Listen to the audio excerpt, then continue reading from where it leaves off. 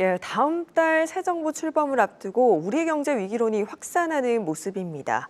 외국인이 증시에서 이탈한 지는 오래됐습니다만 최근에는 최후의 법팀목으로 작용을 하던 채권 시장에서조차 외국인의 자금 이탈이 지속되고 있는데요. 이런 가운데 오늘은 금통위가 열리는 날이죠. 우리 경제에 맞는 금리 향방 어떻게 되는 것이 좋을지 이 문제 짚어보는 시간 마련했습니다. 한국경제신문 한상춘 논설위원 나오셨어요. 어서 오세요. 네, 안녕하십니까? 예. 어제 이 시간 통해서 저희가 3월 소비자 물가, CPI가 높게 나왔지만 피크아웃 가능성에 대해서 한번 점쳐봤었는데 이미 시장이 이 시각을 반영하는 것 같습니다. 어떻게 보시나요? 네, 사실 3월 물가 8.5% 나온 거에 대해서 여러 가지 시각이 있죠. 네. 그러나 피크아웃 때문에 억눌렸던 증시에는 좀 호재가 되지 않겠느냐 하는 시각인데 어제 코스피가 한 49포인트 오르고 오늘도 생산자 물가보다는 미국의 소비자 물가의 피크아웃론이 제기되면서 아시아 증시에 의해서 미국 증시에 뒤늦게 반영하는 모습을 보였다. 이것이 오늘 미국 증시 또 금융시장의 모습이다 이렇게 볼 때 있습니다. 아무래도 이런 걸 반영하는 것이 3월 CPI 정점론이 한 3가지 정도를 말씀드렸는데요. 다들 아시겠습니다는 근원 CPI 전월비 이렇게 상승률이 0.3%에 그치기 때문에 5에서 6개월 동안 지속되었던 이렇게 0.5에서 0.6%의 절반 정도. 그러니까 당연히 피크아웃 나오겠죠. 그리고 CPI 상승의 주범이 오늘 바이든 대통령이 왜 에탄올까지 등장했을까 하는 측면에서는 이 CPI의 가장 주목이 가솔린 가격이거든요. 그러다 보니까 지난번에 전략 원유 비축분, 그다음에 에탄올인데요. 이 에탄올 부분에 대해서 좀 말씀을 드리겠습니다. 옥스 에탄올 부분은 요거는 에너지원 중에 바이오매스의 에너지원입니다. 그렇기 때문에 이 바이오매스 에너지에 대해서는 여러 가지 CO2 가스를 발생시키는 요거의 대체 에너지가 될 것이냐 하는 측면에서는 여러 가지 시각이 있거든요. 그래서 효율이 낮기 때문에 결국 지지도가 많이 떨어지는 바이든 입장에서는 악수가 되지 않겠나 하는 이런 쪽의 정의설 특파원의 이렇게 되는데요. 이 에너지원에 대해서 바이오매스 에너지에 대해서 언제 한번 말씀드리도록 하겠습니다. 인도네시아라든가 이런 측면을 감안해서요. 그래서 유가 안정이 돼야 CPI가 되는데요. 국제유가는 3월 8일 날 130달러에서 지금 100달러 내외로 되니까 4월 달 CPI가 발표되는 5월 달에 이게 CPI 상승률이 좀 줄어들지 않겠느냐. 그리고 작년에 인플레이션 쇼크가 4월 달 CPI서부터거든요. 그래서 베이스 이펙트 이 문제거든요. 그러다 보니까 오늘 CPI 정점론이 결과적으로 증시에 뒤늦게 반영했다 이렇게 볼 때 있습니다. 오늘 좀 거세게 반응했죠. 그 내용을 좀 잠시 좀 말씀드릴게요. CPI 정점론이 되면 국채금리가 떨어지는 것이 가장 크죠. 그래서 국채금리를 한번 보면 CPI 발표 전에 2.78%까지 올라갔습니다. 3% 임박된 게 아니냐 하는데 CPI 정점론이 돼서 어제는 2.72까지 떨어지고요. 오늘은 저게 장 마감에 2.7이지만 사실상 2.6%대, 2.69% 있거든요. 결과적으로 이것이 금리 부담이 컸던 빅테크 업종을 중심으로 해서 나스닥 지수가 오늘 2%, 다우존스 지수도 1%지만 2배에 해당되는 2%를 올렸던 가장 큰 배경이다 이렇게 볼 때 있습니다. 또 한 가지는 국채금리가 이렇게 떨어지다 보니까 100 돌파할 때 달러 인덱스도 오늘 99대로 한 단계 아래 떨어지는 모습이죠. 그래서 전반적으로 미국의 금융시장이 증시뿐만 아니라 이 CPI 물가가 얼만큼 큰 영향을 미쳤는가 하는 것을 단적으로 보여주는 것이 어제와 오늘의 이렇게 미국의 금융시장 반응이 아닌가 생각합니다. 그리고 지금 오늘도 보면 간밤에 이제 3월 PPI가 발표가 됐는데 전년비 11% 넘게 오르면서 역대 최고치를 기록을 했습니다. 이것과 관련해서 인플레이션 정점론 어떻게 해석해 보면 좋을까요? 네, 사실 미국은 소비시장이기 때문에 CPI가 더 중요하다는 건 늘 말씀드리는데요. 그래서 발표도 미국의 노동부에서 CPI, PPI 원래 생산자 물가가 증가한다면 생산자 물가 먼저 발표하고 CPI를 발표하거든요. 근데 그 발표 순서 위치를 시청자 여러분 CPI를 먼저 발표하고 PPI를 맞춰주면 미국의 소비시장으로서 PPI는 그렇게 중요하지 않다. 그래서 오늘 11.2% 굉장히 높게 나왔죠. 그러면 주가가 떨어져야 되는데도 주가가 CPI의 피크론 때문에 피크아웃 때문에 이렇게 증시에는 반영하지 못했다 하는 것을 좀 말씀을 드리고요. 두 번째는 그 중요도 측면에서 말씀드리는 거고요. 두 번째는 바이든 정부는 국민의 화합과 통합입니다. 그렇기 때문에 지금 미국의 그 불균형을 발생시키는 빅테크 업종들, 뭐 테슬라라든가 이런 업종들이 수익을 독점하면 안 되거든요. 그래서 연방 이렇게 거래위원회는 리나 칸 같은 아주 반독점 규제 강한 사람, 그리고 통화정책에서는 브레이너가처럼 금융 규제 강한 사람을 심어놓은 거거든요. 이런 사람들이 한 표를 쓴 빅테크의 반독점 규제, 그 다음에 금융 규제 딱 하다 보니까 이렇게 생산자 물가가 올라가더라도 결국 미국의 국민들의 경제 고통 지수를 증가시키는 것은 CPI거든요.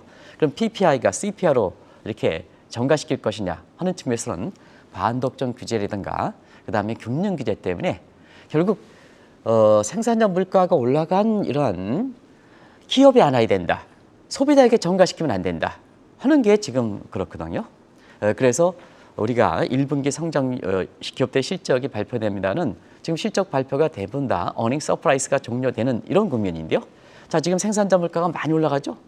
소비자 물가가 증가했으면 이윤이 그렇게 떨어지지 않는데 이걸 다 안 와야 되니까 결과적으로 기업이 안 와야 되니까 결과적으로 기업들의 실적이 악화로 나타나는 거다 이렇게 보겠습니다. 그래서 오늘 그 미국의 생산자 물가가 이렇게 11.2% 나오더라도 소비자 물가가 증가시키면 주가가 떨어졌는데 사실 소비자 물가가 증가하지 못한다 하는 그런 근거에서 사실 생산자 물가 상승률이 증시에 반응하지 못한 거다 하는 걸 말씀드리겠습니다. 네, 그리고 또 우리나라에서는 잠시 뒤에 다음 달 새 정부 출범을 앞둔 마지막 금통위가 열리는 것 같습니다. 솔직히 우리 경제 상황도 녹록지 않은 것 같은데 현재 상황 어떻습니까? 오늘 뒤편에 이렇게 그 금통위원들이 마스크 이렇게 쓰고 있습니다는 시청자 여러분한테 양해를 구할 것은 지금 이주열 총재께서 3월 말에 임기를 다 하셨죠. 그래서 지금 우리나라의 그 통화정책 역사상, 금통위 역사상 이렇게 총재가 없어서 이렇게 금통위 열리는 것은 이번이 처음인데요.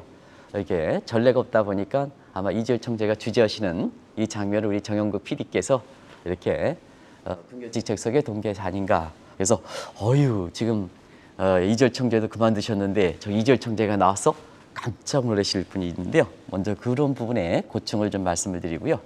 일단 금통위원들이 저 모습이 굉장히 심각한 것 같습니다. 그래서 현 정부의 문재인 정부의 마지막 금통이니까 좀 이렇게 밝게 마지막 회의를 해야 되는데요. 3월 회의 내용에서 이렇게 보면은 굉장히 좀 심각한 얼굴이 나온 것 같습니다. 왜 그럴까 하는 측면에서는 그만큼 한국 경제가 좀 어둡다는 얘기죠. 그런 측면에서 최근에 한번 위기론을 보겠습니다. 이 앵커께서 경제 감각이 높은 이 앵커께 말씀드리겠습니다. 미국이 저렇게 물가라든가 이런 측면에서 굉장히 최대 난자를 잡아가긴 합니다는 미국의 그 지금 통화정책 수장인 제롬 파월, 그다음에 재정정책의 수장인 제닛 옐런은 미국 경제 위기라는 얘기를 합니까 안 합니까? 안 하죠. 안 하죠. 근데 한국을 한번 보겠습니다. 출범 초기는 민간에서 경착륙이니 디플레이션이 중진국 함정이니 베네수엘라 위기 민간에서 제기했습니다. 근데 이제 최근에는 초기와 달리 경제 강요들이 현 경제 강요들이 이 상황을 극복해야 될 경제 강요들이 위기론을 주도하고 있다는 얘기입니다. 사실 지금 위기면 그걸 극복해야 될 사람이 그래서 당신 임명해 놓은 거 아니냐. 근데 왜 위기론을 얘기하느냐 하는 얘기거든요. 그런 측면에서 작년 그 8월서부터 사실 홍남기 부총리가 우리 경제에 대해서 회색 코뿔소를 얘기했습니다. 그 홍남기 부총리한테 꼭 말씀드릴게요. 이 회색 코뿔소는 중국에서 나왔는데요. 중국의 경제 강요가 제기한 게 아니라 민간에서 제기한 겁니다. 민간에서 제기한 겁니다. 중국도 경제 강요들, 경제 정책의 책임을 맡고 있는 사람들이 위기라는 표현을 쓰면 탈락됩니다. 그걸 좀 꼭 말씀드리겠습니다. 홍남기 부총리한테 제가 국제금융의 30년 역사를 갖고 있기 때문에 꼭 좀 말씀드리겠습니다. 그 히스토리에 대해서, 예산을 많이 하신 분에 대해서 제가 말씀드리겠습니다. 그런데 회색 코뿔소라는 건 위기를 발생하는 잠재 중국이다 하는 것을 시청자분께서 잘 아실 거라고 생각합니다. 그리고 퍼펙트 스톰은 작년 8월 때 정은보 금감원장에서 말씀하셨는데요. 당시에 그 상황인 이렇게 정확히 표현하신 건 사실입니다는 정그 감독 은행 감독 원장도 금감원장도 사실 위기를 극복해야 될 또 하나의 경제 강요거든요. 그러다 보니까 뭐냐 그대로 회색 코뿔소니 그 다음에 퍼펙트 스톰 맞추는 여부와 관계없이 외국인들 입장에서는 경제적으로 파장이 심리 효과가 큰 한국의 경제 두 수장들이 이렇게 얘기하다 보니까 여기에 민감할 수밖에 없습니다. 자, 예를 들어서 한상준 논설위원이 회색 코뿔소 얘기하는 것보다 홍남기 부총리가 회색 코뿔소 얘기하는 것이 결국 국민들의 입장에서는 파장이 더 크거든요. 이런 걸 한번 생각해 보실 필요가 있지 않느냐. 결과적으로 보면 외교인들로 한국의 경제 강요들이 회색 코뿔소, 그다음 퍼펙트 스톰 얘기하다 보니까 결국 민감하게 반응해서 증시 같은 경우에는 계속해서 자금이 추세적으로 이탈한 직접적 계기가 됐다 이렇게 보시면 됐습니다. 솔직히 현 시점에서 지금 말씀해주신 회색 코뿔소, 퍼펙트 스톰이 될 수 있는 변수로는 아무래도 대외 환경이 계속해서 악화하고 있기 때문 아닌가 싶은데요. 네, 경제 강요 입장에서 나름대로 저런 얘기까지 한 데에 대해서는 저보다 훌륭하기 때문에 나름대로 요인이 있기 때문에 그렇지 않느냐. 요인이 있다 하더라도 그 말을 국민한테 공표하면 안 된다는 얘기입니다. 그런 과정에서 그 나름대로의 그 고충을 좀 얘기하면, 자, 현 정부 출범이 경제 패권을 위한 미중 간 마찰은 지속적인 과제죠. 그리고 만 2년 됐습니다는 코로나 문제 봉착됐고, 그 다음에 사실은 작년에 8월달 위기론을 제시할 때는 우크라이나 전쟁 얘기가 없었죠. 올해 그 2월 24일부터 시작됐으니까 어찌됐든 이렇게 우크라이나 사태가 장기되는 이런 측면에서 한국은 대외 환경에 의존하는 문제거든요. 자, 저 세 가지 문제를 딱 보면 공급망 이렇게 부족의 공급망 파괴 문제가 되는 거거든요. 그래서 아시겠습니다는 세계 가치 사슬이 약화되다 보니까 한편으로는 세계 경제 성장률이 위축되고, 그 다음에 세계 교육이 위축되고, 인플레는 올라가고 그런 측면을 지금 맡고 있는 게 아닌가. 그래서 우리 경기 입장에선 가장 중요한 세계 교육 증가율은 지금 올해 세계 무역기구 같은 경우는 이게 이제 정상적으로 보면은 한 4% 정도는 유지해야 되는데 지금 2.4% 정도에 그칠 거로 이렇게 보고 있습니다. 아무래도 수출이라든가 대외 환경에 의존하는 입장에서는 저러한 요인들이 겹치다 보니까 파워버크 시스템이라든가 그다음 회색 이렇게 코뿔소 얘기를 말씀하신 것이 아닌가 하는 생각이 들고요. 존칭어를 썼습니다. 그리고 지금 상태에서 인플레가 최대 과제죠. 그래서 윤석열 대통령 당선자께서도 새 정부 출범해서 우리 경제 과제가 인플레 과제가 최대 과제다 하는 이런 쪽에 말씀하셨습니다. 이건 비단 우리뿐만 아니라 지금 미국도 그렇고 전 세계가 똑같이 글로벌 인플레 퍼펙트 스톰이니까 결과적으로 보면 다른 국가도 똑같다. 그러다 보니까 인플레를 잡기 위해서 출구 전략을 나섰죠. 그럼 한번 보겠습니다. 자, 우리 경제 입장에서는 또 가격 변수도 중요한데요. 원자재가가 올라가죠. 또 금리도 올라가죠. 임금도 올라가죠. 이런 측면에서 한국 경제 채산성과 관련된 부분도 신상고 현상이 나타나 보니까 아마 이렇게 우리 경제 입장에서 대외 환경이 녹록지 못하다 하는 측면에서 회색 코뿔소 내지는 퍼펙트 스톰, 회색 코뿔소보다는 퍼펙트 스톰이 더 정확한 표현일 겁니다. 이런 얘기를 하신 것이 아닌가 생각합니다. 그것이 한국 경제 지금의 대외 환경이다 이렇게 보겠습니다. 네, 이제 오늘 금통위가 열릴 예정인 가운데 우리 경제가 갈수록 악화하는 것 같습니다. 경제 성장률도 계속 떨어지고 있고요. 네, 지난해 우리 경제 성장을 4% 이렇게 달성했다. 작년엔 다 좋았습니다. 근데 정부의 목표치 4% 달성했다. 목표치를 작게 놓고 거기 달성하면 그게 무슨 의미가 있습니까? 자화자찬했는데요. 실상을 보겠습니다. 올해 IMF의 올해 경제 성장률이 우리가 한 3%, 1월 중간점이 3%입니다. 근데 우리는 IMF 기준으로 선진국의 마구른 국가입니다. 그러니까 IMF에서 선진국이란 1인당 GDP가 3만 달러 이상 국가인데요. 마구른 국가입니다. 근데 이 회원국 중에서 우리 경제 성장률이 가장 낮습니다. 그리고 최근에 보선 정부 당국에서 어젠가 그젠가 홍남기 부총리도 올해 목표 성장, 올해 그 정부가 설정한 3.1% 달성이 어렵겠다 하는 것을 이렇게 실토를 하셨습니다는 지금 뭐냐 그렇게 실토하게 된 부분에 대해서는 글로벌 인베스트 뱅크들은 한국의 성장률이 올해 3% 달성하기 어려울 뿐만 아니라 2% 초반까지 내려오는 상황이거든요. 이런 상황이 지금의 모습이다 이렇게 됐습니다. 그러다 보니까 인플레 막 지금 IMF 선진국의 막 오른 어린애인데 성장률은 가장 낮죠. 그러다 보니까 한국 경제가 자 이렇게 벤자민 증후에 걸려서 졸화되는 게 아니냐, 조기 노화되는 거죠. 경제 연령으로 이렇게 보면 젊은데 아직도 젊은데 지금 어린애인데 선진국 측에서 어린애인데 성장률 낮지 않느냐, 그럼 활력을 줄여들지 않느냐 하는 측면에서 이런 상황이거든요. 그런 측면에서 인플레마저 이렇게 올라가니까 자 성장률 떨어져. 인플레 올라가니까 실질적으로 감소돼. 국민들의 경제 고통 지수는 높아지죠. 그래서 금통위원들이 뒤쪽에 앉아 계십니다는 사실상 통화정책의 한 축을 담당하는 입장에서 보면 평가를 받으셔야 되는데요. 굉장히 얼굴 표정이 안 좋은 게 아닌가 하는 생각이 듭니다.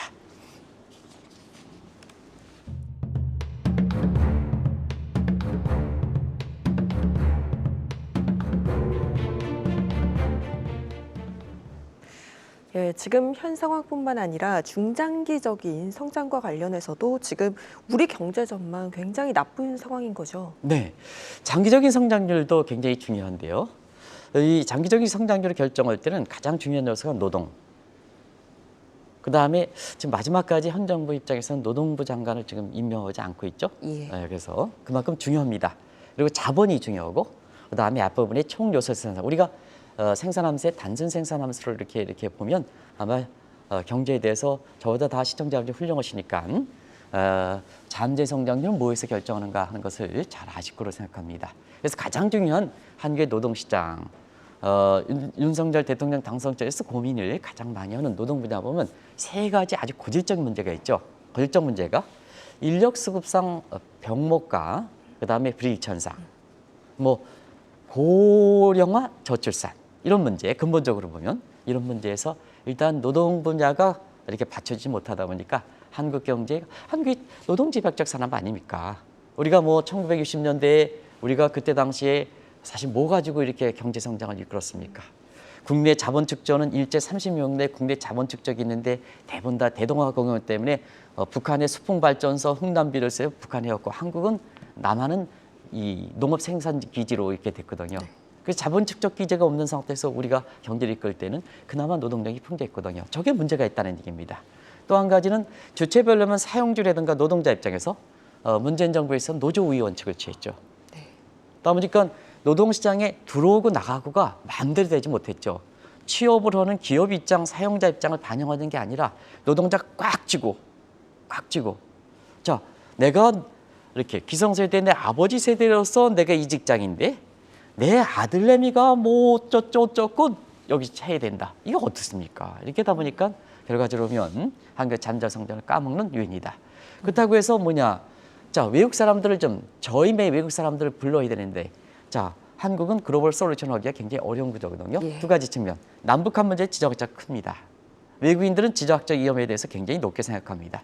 두 번째는 자, 방글라데시 사람이 인당 GDP가 $1,000가 안 된 사람이 한국의 꿈을 찾아오는데요. 그 사람들에 대해서도 전부 최저임금법 적용을 하려면 어떻게 되는 겁니까?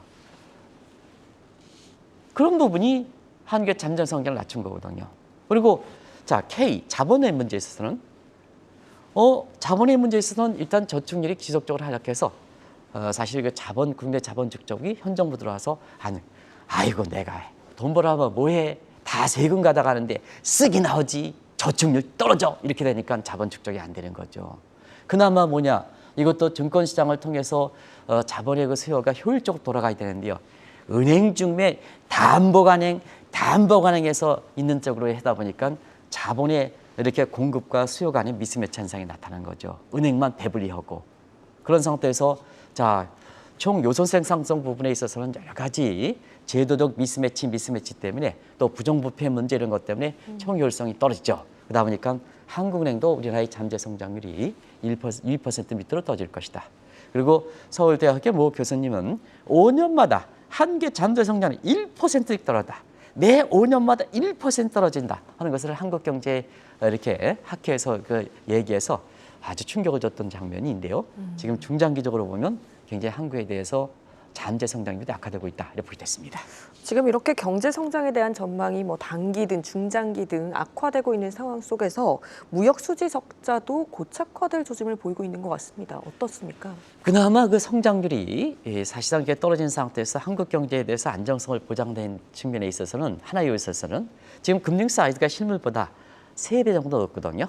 그러다 보니까 실물 경제 성장률이 떨어진다 해도 금융 사이드가 어떻게 되느냐? 우리 입장에서는 외화 공급이 제대로 되느냐 하는 측면에서 무역 수지가 이렇게 흑자를 기록했던 것이 그나마 그의 버팀목 역할을 했는데요. 시청자 여러분, 언제 한번 지적되어 있습니다. 우리나라의 무역 적자 연초부터 길게 보면 12월부터 우리 무역 적자가 4월 10일까지 74억 8천만 달러 적자를 기록하고 있습니다. 그리고 4월 들어서 물론 월초긴 하지만 자 4월 1일에서 10일까지 30억 달러 무역 적자를 기록하고 있습니다.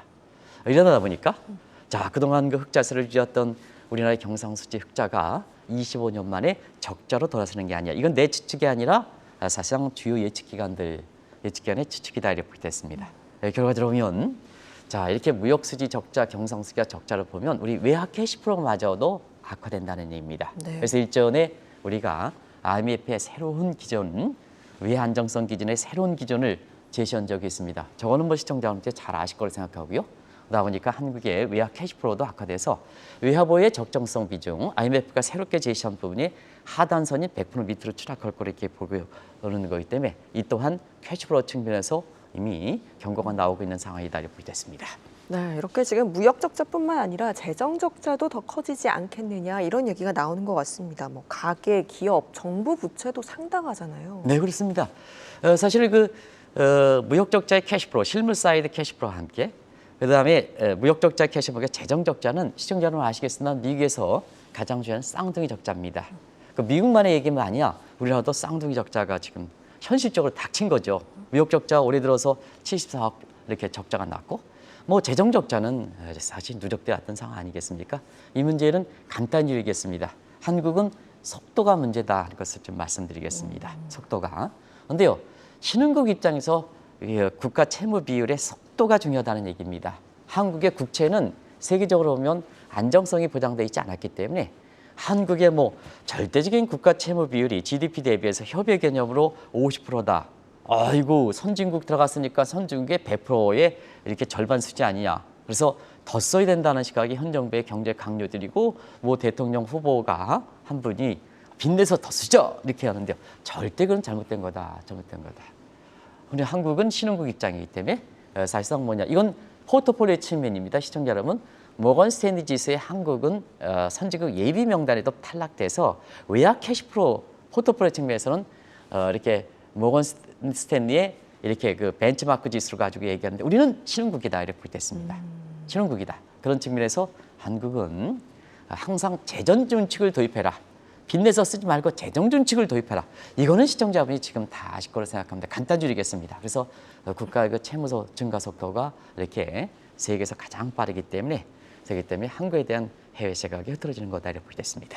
지금 보면은 외국인 움직임 참 심상치 않은 것 같습니다. 뭐 마지막 버팀목이었던 채권 시장에서도 자금 이탈이 빠르게 진행이 되고 있는데 이 상황은 어떻게 보면 좋을까요? 네, 국내 증시에서 뭐 외국 자본이 이탈되는 것은 현 정부 내에 왔다 갔다 하기지만 추세적으로 지속됐죠. 그렇게 해서 이 대목은 좀 잘 아실 거로 생각합니다. 코로나19를 짧게 좀 줄이겠습니다. 코로나19의 미국의 매도금은 60조가 넘습니다. 올해 들어서도 우크라이나 사태가 장기화되면서 이게 추세적으로 매도세가 지속된다는 것은 시청자 여러분이 잘 아실 거로 생각합니다. 그러다 보니까 국내 증시에서 외국인 비중이 30%의 붕괴 철기가 되고 있습니다. 이게 한때 50%까지 갔던 거거든요. 그래서 이겁니다. 근데 이게 외국인 비중이 이렇게 많이 줄어들면 우리 입장에서는 증시의 독립성과 안정성 측면에서 좋지 않느냐 하는 측면인데요. 이건 참 잘못된 시각이다 이렇게 됐습니다. 지금 글로벌 추세입니다. 유나이티드 스테이트 오브 월드입니다. 그래서 한국 증시에서는 외국인 비중이 적정 수준을 이렇게 유지하는 것이 굉장히 중요하다는 걸 말씀드리겠습니다. 대체로 적정 수준은 우리가 보면 이간앵커가 주식을 갖고 있다.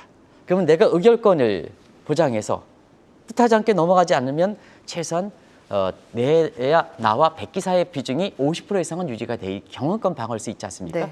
네. 그런 측면에선 50% 미신데 이게 국가이다 보니까 한 신흥국 모건 스탠리의 신흥국 지수로 보면 한 40% 정도는 유지해야 된다. 35에서 40% 정도는 유지해야 된다. 근데 이게 지금 30% 붕괴의 초읽기니까 한국이 뭐냐 갈라포가 산적에 빠져 있다는 한국 증시가 외국으로부터 이렇게 동떨어지는 모습이 보이는 거다 하는 걸 말씀드리겠습니다. 이런 과정에서 자 채권 시장은 그동안 외국 자본이 유입했는데요. 지금 채권 시장에서 지금 14개월 연속 매수세가 종결되고 이달 들어서는 매도세로 전환하고 있습니다. 가장 큰 요인이 한은의 정책 교란 요인이다. 한은의 정책 교란이다.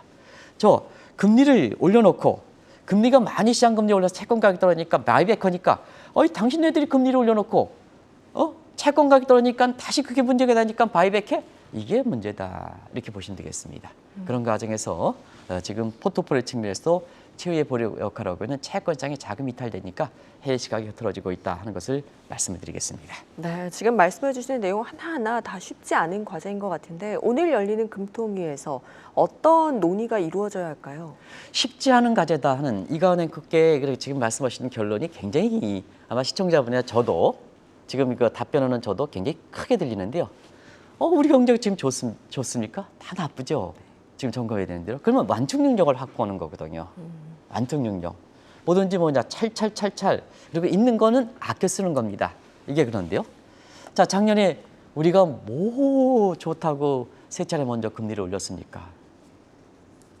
사실 지금의 국면을 자천 측면은 있지 않느냐. 금통위원들한테 반문해 보겠습니다. 한국 증시가 이렇게 떨어지는 데는 선제적으로 작년 8월에 금리를 먼저 올린 것이 자, 우리 경제보다 경제 성장률이 높고 우리보다 물가가 더 높은, 물론 이제 물가 산정 방식에 이렇게 차이가 있습니다는 미국은 자, 올해 3월 들어서 금리를 찔끔 0.25%포인트 올렸거든요. 우리보다 경제 여건이 좋은. 위기가 극복될 때는 그 위기 과정이 있을 때는 퍼펙트 스톰을 얘기해 놓으면 정책 수단을 아껴야죠. 우리가 세계 경제 주도권이 있는 상태가 아닌 상태이기 때문에. 자, 그런 상태에서 작년에 더 이해도 못하는 거. 금리를 올린다 놓고 문재인 정부는 추경 편성했지 않습니까? 한쪽은 줄이고 한쪽은 펼치니까 국민 입장에서 뭐냐. 새 정부 입장에서 이런 것을 반복하면 안 된다는 얘기입니다. 그러면 오늘 이렇게 해서 오늘 이렇게 금통위원 합니다는 두 가지만 말씀드리겠습니다. 양극화 문제가 심할 때는 자, 통화 정책은 보편적적이 될 땐 밑에 사람을 생각해야 됩니다. 우리 국민들이 대다수가 밑에 사람이 있기 때문에 이걸 좀 꼭 좀 생각해 주십시오. 강남 아파트, 강남에 사는 사람이 중요한 게 아니라 우리 국민들 대다수는 여기 있다. 아파트 잡기 위해서 금리를 올리면 밑에 사람이 희생당한다는 얘기를 꼭 좀 말씀드리겠습니다. 그리고 금리 인상만 가지고 지금 공급축 요인이기 때문에 금리 인상만 가지고 안 된다. 금리 인상은 총수요에서 경기 과열일 때 잡는 거다.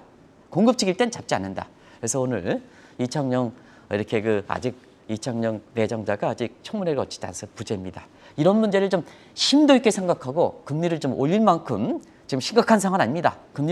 이런 문제를 심각하게 해서 오늘 좀 금리 문제는 한국은행의 이창용 이렇게 훌륭하신 분이 오고 나서 결정하시기 바랍니다. 네, 이렇게 오늘은 대내외적으로 정말 상황이 녹록지 않은 상황 속에서 우리 경제를 살리기 위해서 어떻게 해나가야 할 것인가에 대해서 짚어보는 시간 마련해봤습니다. 한국경제신문 한상준 논설위원이셨습니다. 고맙습니다. 고맙습니다.